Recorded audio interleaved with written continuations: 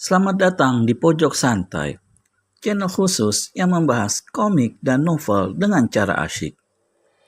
Di saat Kilura Kundrawana dalam keadaan terdesak oleh protes dan emosi warga Bojong Nipah, Tapak Luwing dan anak buahnya muncul berseragam layaknya prajurit. Ada rencana apa yang akan dilakukannya? Yuk langsung saja disimak video kali ini.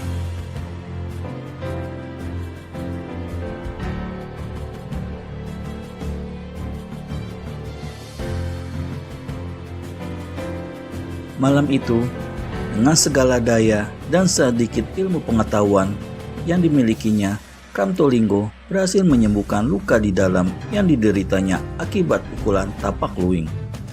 Pada dasarnya, bukan daya dan pengetahuan silat Kamtolinggo lah yang menolong, melainkan adalah karena pukulan Tapak Luwing pagi tadi tidak mempergunakan keseluruhan tenaga dalamnya. Dendam terhadap Tapak Luwing dan kawan-kawannya, kebencian yang tak terkendalikan terhadap Kilura Kundrawana, serta pajak yang tetap harus dibayar esok hari, semuanya itu bertumpuk menjadi satu sehingga malam itu, meskipun baru saja sembuh dari luka, namun tekad Kamtolinggo sudah bulat untuk berangkat ke kota raja. Niatnya ini diberitahukannya pada beberapa kawannya, dan malam itu bersama 4 orang lainnya dengan menunggang kuda, maka berangkatlah Kamtolinggo ke kota raja. Malam gelap, sinar bintang dan cahaya bulan sabit tak dapat mengalahkan kegelapan itu. Kamtolinggo dan 4 orang kawannya memacu kuda masing-masing melewati sebuah tikungan dan sampai di sebuah jembatan yang menghubungkan kedua tepi sebuah anak sungai. Pada saat itu pula lah Kamtolinggo dan kawan-kawannya melihat serombongan penunggang kuda di seberang jembatan. Mereka berjumlah 3 orang, dan ketiganya menghentikan kuda di seberang jembatan itu. Melihat gelagat yang tidak baik ini, Kamtolinggo segera hentikan kudanya di tengah-tengah jembatan dan memberi isyarat pada keempat kawannya. Malam memang gelap, namun mata Kamtolinggo masih sanggup mengenali penunggang kuda yang paling depan di hadapannya. Manusia itu ternyata adalah prajurit Kadipaten yang siang tadi menanganinya. Celaka, isi Kamtolinggo.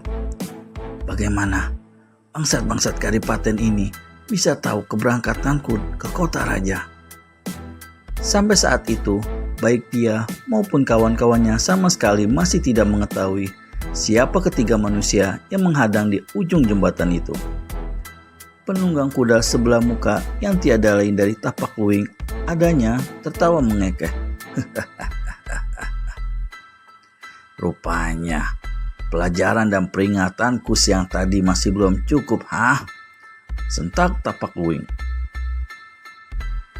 Kamtolinggo tidak menjawab, namun diam-diam tangan kanannya menyelinap ke balik pinggang meraba hulu golok. Hal yang sama dilakukan juga oleh keempat kawannya, dan di seberang jembatan kembali terdengar kekehan Tapak Luwing. Begitu kekehannya berhenti, maka terdengar bentakannya. Kalian, kunyuk-kunyuk, mau kemana? Kami tak ada permusuhan dengan kalian. Karena itu, minggirlah. Beri jalan, kata Kamtolinggo pula. Minta jalan? Boleh, lewatlah, kata Tapak Luwing pula sambil pinggirkan kudanya.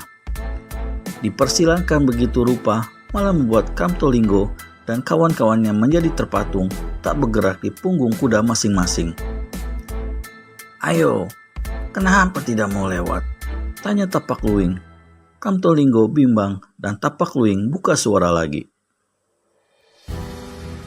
Kalau begitu, roh busuk kalian yang akan lewat jembatan ini. Sret! Tapak Luwing cabut goloknya. Terdengar lagi 2 kali suara sret, yaitu dari golok-golok yang dicabut oleh anak buah Tapak Luwing. Melihat ini, Kamtolinggo dan kawan-kawannya segera pula menghunus golok masing-masing.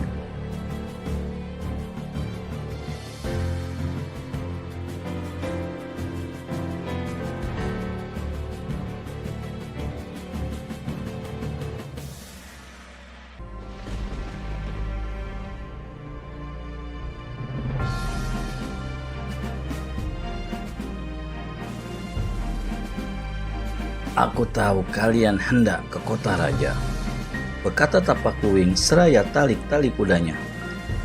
Tapi ketahuilah, hanya roh-roh busuk kalian yang akan menghadap raja di istana.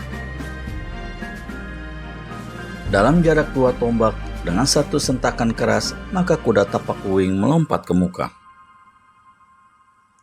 2 anak buahnya menyusul. 3 golok berkelebat di bawah cahaya redup bulan sabit. 5 golok menyambutnya. Trang, trang, trang. Bunga api memercik. Suara beradunya golok-golok itu disusul oleh seruan kesakitan. 2 kawan Kramtolinggo rebah dari atas punggung kuda. Yang satu terbabat perutnya, yang lain puntung lengan kanannya. Dalam gebrakan kedua, 3 hitam dari Kali Comel yang saat itu masih mengenai pakaian prajurit-prajurit Kadipaten kembali mengirimkan serangan hebat tanpa memberikan kesempatan pada lawan. 2 orang lagi menjerit dan roboh.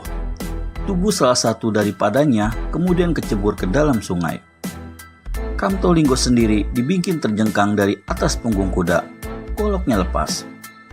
Masih untung saat itu dia belum cedera apa-apa dan memaklumi bahwa untuk melawan terus adalah satu kesia-siaan. Maka laki-laki ini segera putar tubuh, ambil langkah 1000.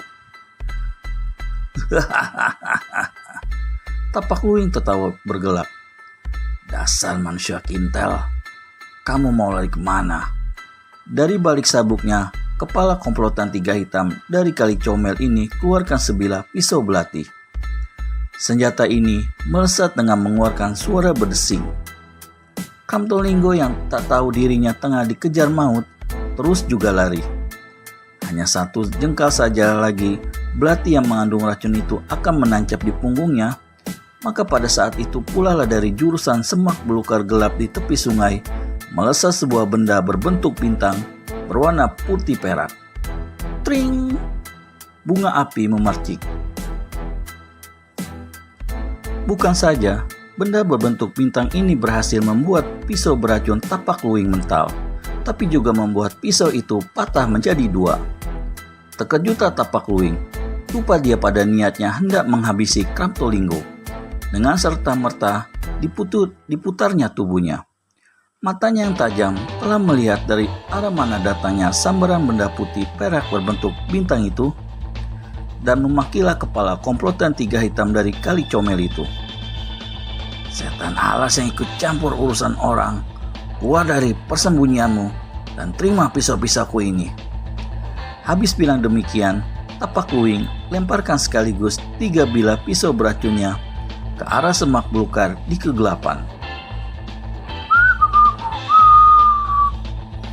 Terdengar suara siulan yang disusul oleh suara tertawa bergelak. Aku di sini, Bung. Kenapa serang tempat kosong? Kata manusia yang munculkan diri itu dengan nada mengejek. Rese betul, maki Tapakluwing. Dilemparkannya lagi dengan tangan kiri sepasang pisau belati ke arah laki-laki yang berdiri sekitar 6 tombak di tepi sungai. Orang yang berdiri di tepi sungai sambuti serangan itu dengan melambaikan tangan kirinya. Sekali lambai saja, maka kedua pisau beracun itu pun mental.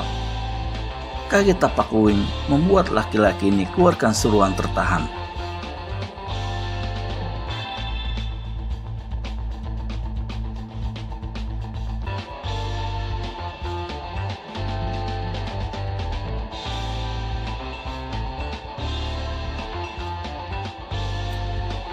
Manusia yang sengaja cari penyakit, siapa kau? Tanyanya membentak dan diam-diam memberikan isyarat pada kedua anak buahnya untuk bersiap-siap dan mengambil posisi mengurung. Yang ditanya malah bertanya balik, ada ribut-ribut apa di sini? Kunyuk gondrong, maki salah seorang anak buah Tapakluwing. Kau berani bicara edan sama prajurit-prajurit Kadipaten? Oh, jadi kalian prajurit-prajurit Kadipaten? Laki-laki di tepi sungai keluarkan suara mendengus.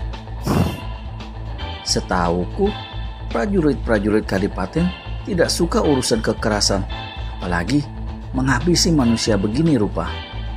Sementara itu, Kamtolinggo yang tadi hendak larikan diri, mendengar ada keributan baru di belakangnya, perlahan-lahan palingkan kepala, lalu putar tubuh dan berhenti di belakang sebuah pohon.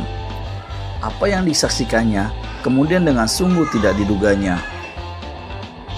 "Kita tak perlu sembunyikan siapa kita terhadap monyet bermuka manusia ini," kata Tapak Kuwing. "Nah, terus terang lebih bagus," menimpali laki-laki di tepi sungai. "Katakan saja, siapa kalian?" "Sebelum tahu siapa kami sebaiknya lekas-lekaslah berlutut minta ampun," kata Tapak Kuwing dengan pongah. Kenapa begitu?" Karena menyangka bahwa Kamtolinggo sudah larikan diri dan tak ada lagi di tempat itu, maka berkatalah Tapak Kuwing, "Ketahuilah, 3 hitam dari Kali Comel tidak pernah membiarkan terus bernapasnya seorang biang runyam yang ikut campur urusan." Oh. Jadi kalian 3 hitam dari Kali Comel, rampok-rampok ganas tiada kemanusiaan itu. Pantas tampang-tampang kalian hitam macam arang. "Haramjada, terima golokku," teriak anak buah Tapak Kuwing yang di samping kanan. Dengan gerakan enteng, dia melompat dari punggung kuda. Dengan sebat, goloknya berkelebat ke arah batok kepala laki-laki muda yang berdiri tetap tenang, malahan dengan tertawa-tawa.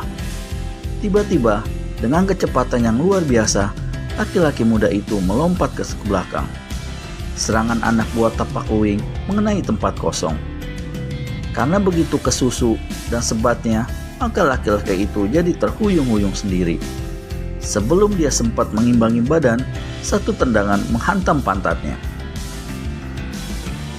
"Dasar manusia tidak tahu peradatan, orang bicara dipotong seenaknya. Rasakan sendiri olehmu." Melihat kawan dan anak buahnya dipermainkan begitu rupa sampai tersungkur di tanah, Tapak Kuwing dan anak buahnya yang satu lagi segera loncat dari kuda. "Beritahu namamu lebih dulu, kunyuk. Siapakah sosok pendatang yang membuat 3 hitam dari Kali Comel naik pitam karena ulahnya? Temukan jawabannya di video selanjutnya hanya di channel Pojok Santai. Segera subscribe dan tekan tombol lonceng untuk mendapat notifikasi video terbaru dari kami. Terima kasih dan sampai bertemu kembali.